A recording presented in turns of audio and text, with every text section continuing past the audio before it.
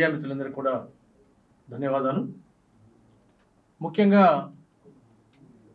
Duvvada Srinivas alias శృంగారాల Srinivas reels చేసుకునే ఒక వ్యక్తి ఈరోజు ఆకాశమంత ఎత్తున్న పవన్ కళ్యాణ్ గారిని ఈరోజు ఎన్డీఏ ప్రభుత్వం రాష్ట్రంలోనే కాదు దేశంలోనే నిలబడ్డానికి కారణమైన పవన్ కళ్యాణ్ గారిని రాష్ట్రమంతా దేశమంతా అంటుంటే ఈ శృంగారాల శ్రీనివాస్ మొన్న అసెంబ్లీ బయట వచ్చి ఇష్టం వచ్చినట్టు కారు కూతలు కూశాడు. వాటికి సరైన జవాబులు ఇవ్వాలని తిరుపతి నుంచి మా జనసేన నాయకులందరూ కూడా నిర్ణయించారు. ముఖ్యంగా నువ్వన్నమాట ప్రతిపక్ష హోదా.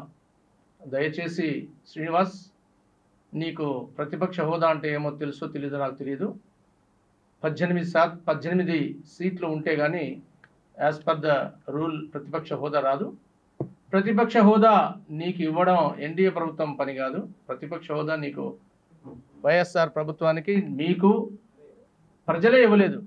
ప్రతిపక్ష హోదా 151 సీట్లు గెలిచి 151 సీట్లు గెలిచి 30 సంవత్సరాలు ఏకఛత్రాధిపత్యం మాదే ఉంటుందన్న జగన్మోహన్ రెడ్డి గారికి మీ వైఎస్ఆర్ ఎమ్మెల్యేలకు ప్రజలే తీర్పునిచ్చారు.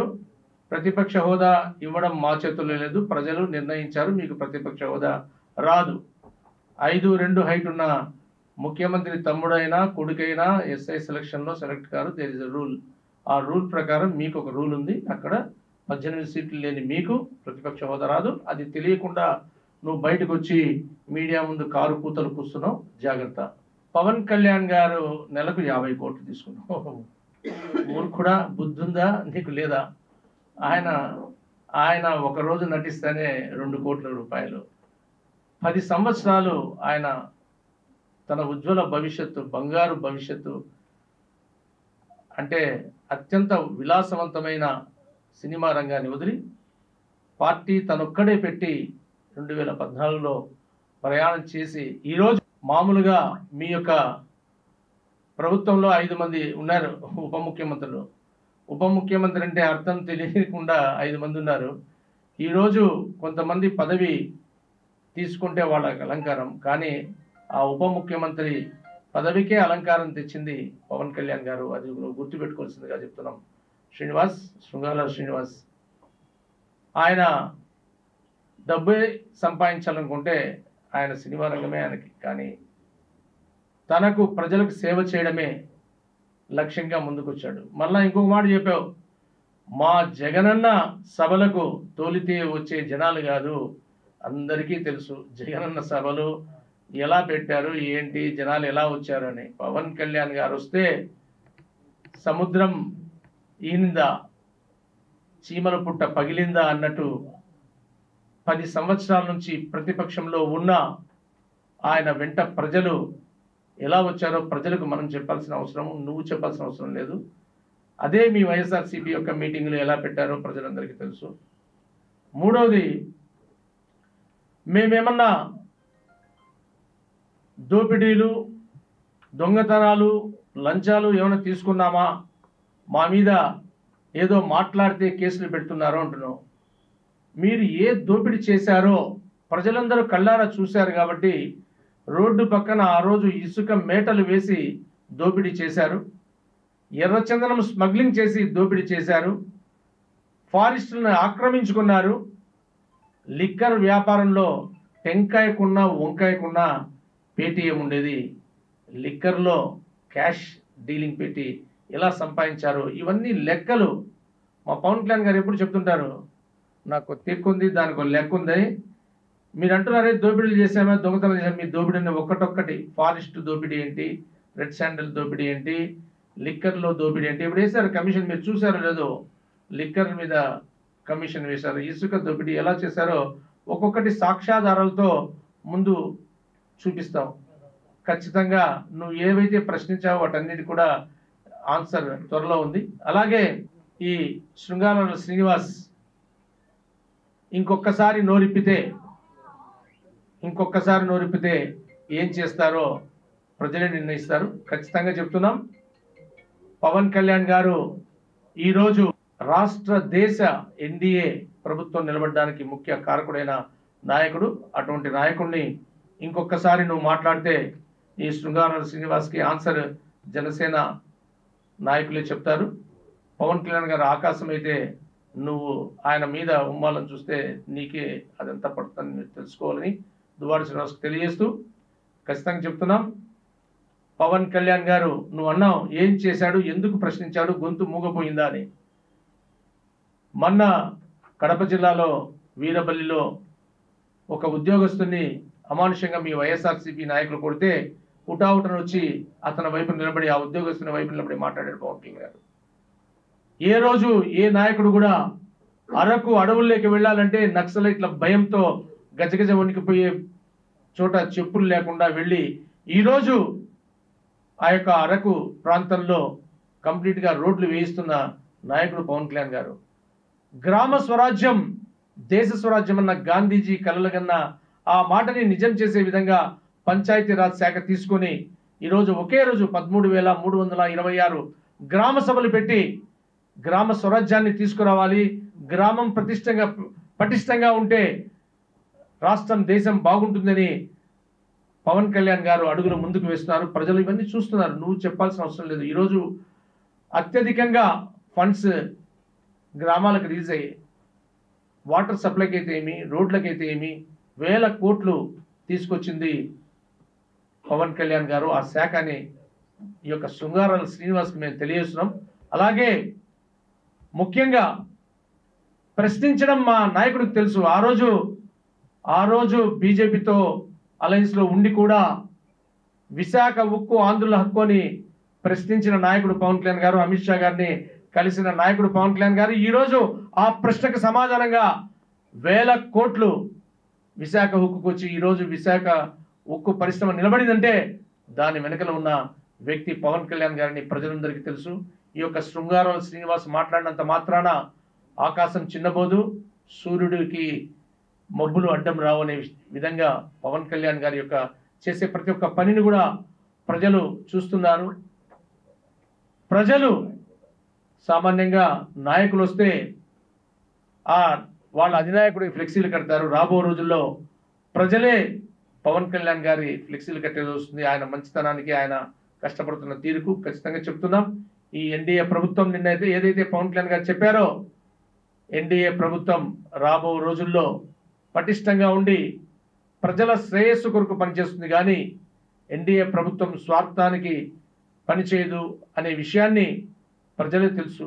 ఈరోజు 151 సీట్లని 11 సీట్లకి కిందికి కొట్టారంటే ప్రజల ఇచ్చిన తీర్పు అది మీరు గుర్తుపెట్టుకోవాలి. ప్రజలు శ్వాస పీల్చుకున్నారు ఎన్డీఏ ప్రభుత్వం రావడంతో. ఒక రాక్షస సామ్రాజ్యాన్ని జగన్మోహన్ రెడ్డి నిన్ను అధపాతాలనికి తొక్కుతాను, మహిషుని కొమ్ములు విరుస్తాను అని ధైర్యంగా ఆ రోజు చెప్పి ఏదైతే చేసి చూపించిన వ్యక్తి పవన్ కళ్యాణ్ గారిని మరొకసారి తెలియజేస్తూ ఖచ్చితంగా ఈ జనసేన ఎన్డీఏ ప్రభుత్వం ప్రజల ప్రభుత్వం, ప్రజల మేరకు పనిచేసే ప్రభుత్వం. నువ్వు అంటున్నావు ఎక్కడ వెళ్ళాయి మీ యొక్క 6 సూత్రాలు అని చెప్పి 1వ తేదీనే అక్కడున్న ఎమ్మెల్యేలు మంత్రులతో సహా వెళ్ళి వాళ్లకు ప్రజలకు పెన్షన్ అందిస్తున్నారు. ఖచ్చితంగా గ్యాస్ సిలిండర్ల విషయం అయితే ప్రతి ఒక్క విద్యా దీవెన, తల్లి విద్యా దీవెన ప్రతి ఒక్కటి కూడా నువ్వు పెట్టి వెళ్ళిన స్థితిలో నుంచి రాష్ట్ర ఖజానా ఖాళీ చేసి వెళ్ళాడు జగన్మోహన్ రెడ్డి. తన ఖజానా నింపుకొని లిక్కరు, శాండ్, బ్రాండ్ మాఫియాలతో జగన్మోహన్ రెడ్డి తన ఖజానాను నింపుకొని ప్రభుత్వ ఖజానాను ఖాళీ చేసి వెళ్తే ఖాళీ అయిన ప్రభుత్వ ఖజానా నుంచి కూడా ఈరోజు సూపర్ 6 అమలు చేస్తున్న ఘనత ఈ యొక్క ఎన్డీఏ ప్రభుత్వాన్ని తెలియజేస్తూ మరొకసారి ఈ శృంగారాల శ్రీనివాస్కి చెప్తున్నాం, నీ నాలుక చీరుస్తాం. నువ్వు గన పవన్ కళ్యాణ్ గారి గురించి ఒక్క మాట తప్పుగా మాట్లాడితే ఖచ్చితంగా 50 కోట్లు తీసుకున్నానని మా సోదరి చెప్పింది. నిరూపించకపోతే నీ తొక్క తోలు తీస్తామని తెలియజేస్తున్నాం.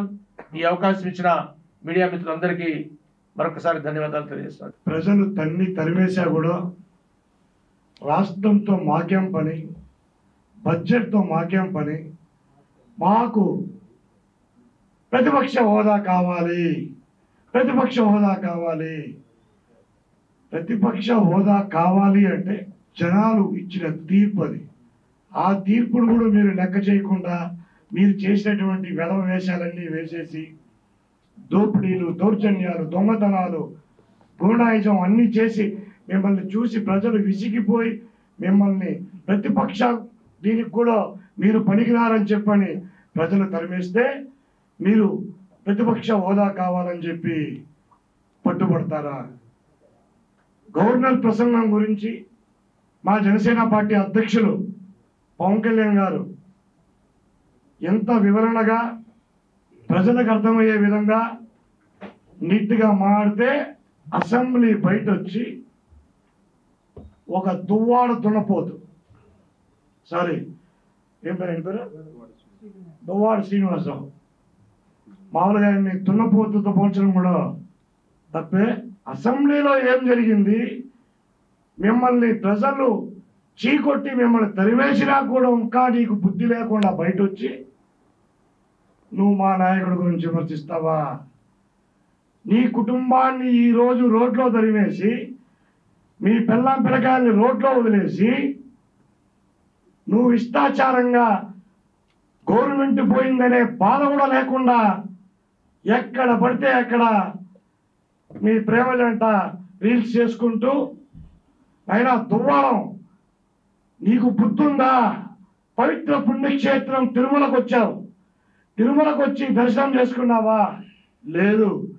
తిరుమలకు వచ్చి కూడా నీ ప్రేమగానాలు, నీ సాంగ్స్, నీ స్టోరీలు, ఆ రోజే మిమ్మల్ని కేసు పెట్టి పుణ్యక్షేత్రాన్ని ఎవరు చేయని విధంగా పుణ్యక్షేత్రంలో నువ్వు చేసినటువంటి కార్యక్రమాలన్నిటిపైన ఆ రోజే కేసు పెట్టి మిమ్మల్ని లోపలేసి ఉంటే బాగున్నావు. ఈరోజు నువ్వు కనీసం ప్రజల్లో డిపాజిట్ కూడా రాకుండా ఓడిపోయిన వ్యక్తి నువ్వు, ఎమ్మెల్యేల మద్దతుతో ఎమ్మెల్సీ అయిన వ్యక్తి నువ్వు, నీ జిల్లాలో జనం చీకొట్టి నీ నియోజకవర్గంలో జనాలు చెప్పులతో కొడితే పారిపోయి హైదరాబాద్లో కూర్చున్న వ్యక్తి నువ్వు. ఈరోజు నువ్వు మా పవన్ కళ్యాణ్ గారి గురించి మాట్లాడతావా? పోరాటం ఏం తెలుసు అంటావా? ప్రశ్నించేది ఏం తెలుసు అంటావా? 10 సంవత్సరాలుగా ఏకతాటిగా పార్టీ పెట్టి ప్రజల పక్షాన నిలబడిన ఏకైక మొగోడు మా అధ్యక్షుడు, జనసేన పార్టీ అధ్యక్షుడు పవన్ కళ్యాణ్ గారు. ప్రజలు ఏ కష్టాల్లో ఉంటే ప్రజల దగ్గరికి నేరుగా వెళ్ళి తెలుసుకునే ఏకైక మొగోడు మా అధ్యక్షుడు పవన్ కళ్యాణ్ గారు. ఆయన చేసినటువంటి పోరాటాలు, ఆయన చేసినటువంటి ప్రశ్నించిన ప్రతి ఒక్క దీనిపైన ఆ సమస్య పరిష్కారం అయ్యే విధంగా ఆయన ముందుకు పోయాడు. మీ మారి అధికారంలో ఉన్నప్పుడు షో చేయడం, అధికారంలో లేనప్పుడు బయట పోయి రీల్స్ చేసుకోవడం, సాంగ్స్ వాడుకోవడం మాకు చేత కాదు. అధికారం ఉన్నా లేకపోయినా తప్పు జరిగితే తప్పుని ప్రశ్నించే ఏకైక వ్యక్తి పవన్ కళ్యాణ్ గారు. మరిన్ని వీడియోస్ కోసం ఛానల్ ని సబ్స్క్రైబ్ చేయండి. లేటెస్ట్ అప్డేట్స్ కోసం వాట్సాప్ ఛానల్ ని ఫాలో అవ్వండి. ఆ లింక్ డిస్క్రిప్షన్ లో ఉంది.